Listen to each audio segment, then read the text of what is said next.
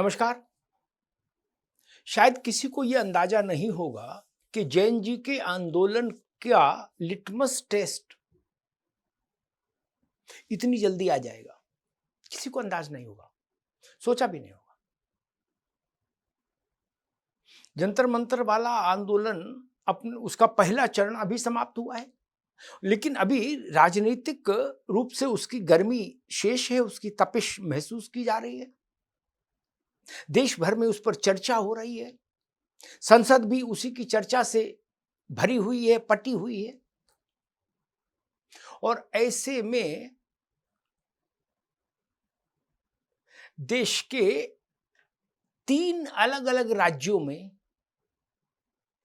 आज 3 विधानसभा क्षेत्रों में जनता वोट डाल रही है। बिहार के बांकीपुर में वोट पड़ रहा है, मध्य प्रदेश के दतिया विधानसभा क्षेत्र में वोट पड़ रहा है और एक गुजरात की विधानसभा है, वहां वोट पड़ रहा है।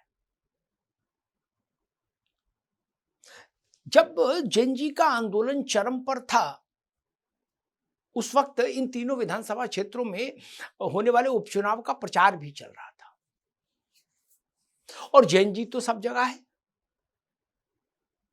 ऐसा तो है नहीं कि जैन जी की उम्र के बच्चे केवल दिल्ली में हैं, वो दतिया में भी हैं, वो बांकीपुर में भी हैं, वो गुजरात के उस विधानसभा क्षेत्र में भी हैं जहां आज वोट पड़ रहा है बाई इलेक्शन में। मैं मानता हूं कि इन तीनों बाई इलेक्शंस, क्योंकि ये भारत के अलग अलग हिस्सों में है, इन तीनों बाई इलेक्शंस का परिणाम जो 3 तारीख को आएगा, 3 अगस्त को, वो जैन जी के आंदोलन पर भी एक बड़ी जन प्रतिक्रिया होगी, जन टिप्पणी होगी। जनता ने क्या सोचा, जनता ने क्या समझा जैन जी के आंदोलन को, उसका राजनीतिक फलितार्थ क्या है जैन जी के आंदोलन का, भाजपा को उससे कितना नुकसान हो सकता है इसका अंदाज लग जाएगा, या भाजपा को नुकसान नहीं हो सकता है तो इसका भी अंदाज लग जाएगा। दतिया भी बताएगी, बांकीपुर भी बताएगा और गुजरात भी बताएगी। इन तीनों दिशाओं से जो जनादेश आएगा 3 तारीख को, वो विपक्षी दलों की भी आंखें खोलेगा और भाजपा की भी आंखें खोलेगा। और हो सकता है जैन जी के लिए जो एक अनुभव, राजनीतिक अनुभव है, उसके लिए भी यहां से कोई समझाइश आए, कोई संदेश आए।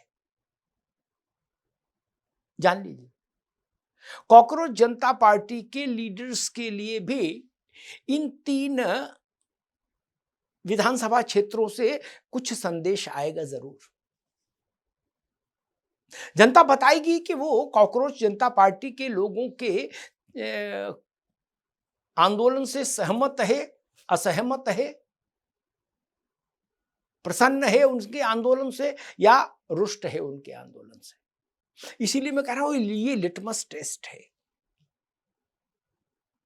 एक अंदाज हो जाएगा, मोटा मोटा अंदाज तो हो ही जाएगा कि जैन जी वालों ने जंतर मंतर पर जितना कोहराम मचाया, उस कोहराम को देश ने कैसे परसीव किया, कैसे उसको आत्मसात किया और उससे क्या अर्थ निकाला।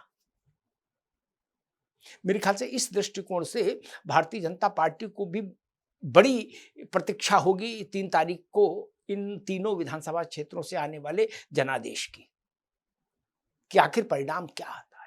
अब बात वो छोटी हो गई कि बांकीपुर में नितिन नवीन विधायक होते रहे, उससे पहले नितिन नवीन के पिताजी विधायक होते थे, वो विषय नहीं। यह दतिया में नरोत्तम मिश्रा की टिकट क्यों कट गई और फलाने को क्यों मिली और नरोत्तम नाराज है कि खुश है, वो विषय पीछे छूट गई। अब मूल विषय है जैन जी का आंदोलन। जैन जी के आंदोलन की गूंज और अनगूंज बांकीपुर में भी गई होगी, दतिया में भी गई और गुजरात में भी गई। और बांकीपुर में तो प्रशांत किशोर लड़ रहे हैं, जो उम्र में ज्यादा होने के बाद भी जैन जी हैं। तो उस स्वाभाविक है जनता को जब जनादेश देने का अवसर मिल रहा है जैन जी आंदोलन के तत्काल बाद, तो जनता उसमें अपनी राय का प्रकटीकरण करेगी। सारी राजनीतिक पार्टियों को उस जनादेश को देखना होगा, समझना होगा। इतने बड़े आंदोलन के तुरंत बाद वोटिंग है आज। ताजा ताजा मामला है, ताजा ताजा, बासा नहीं, बिल्कुल ताजा मामला। इसलिए जनादेश भी विश्वसनीय होगा और प्रामाणिक होगा। देखो क्या परिणाम आता है। अगर भारतीय जनता पार्टी के पक्ष में परिणाम आया इन तीनों स्थानों पर, तो भारतीय जनता पार्टी का आत्मबल बढ़ेगा। इसलिए नहीं कि 3 विधायक उसके और चुन के आगे बिहार, मध्य प्रदेश और गुजरात असेंबली में, इसलिए नहीं। तीनों जगह उसकी मजबूत सरकार है, 1 विधायक 2 विधायक से क्या फर्क पड़ रहा है। लेकिन इसलिए कि फिर वो देश भर में ये कह पाएगी भारतीय जनता पार्टी कि जो लोग ये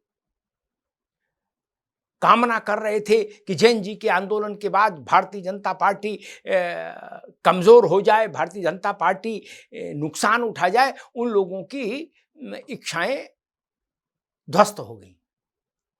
तब भाजपा ये कहने की स्थिति में होगी और वो ये कह पाएगी कि जैन जी के आंदोलन का उस पर कोई नेगेटिव इंपैक्ट नहीं है भारतीय जनता पार्टी पर।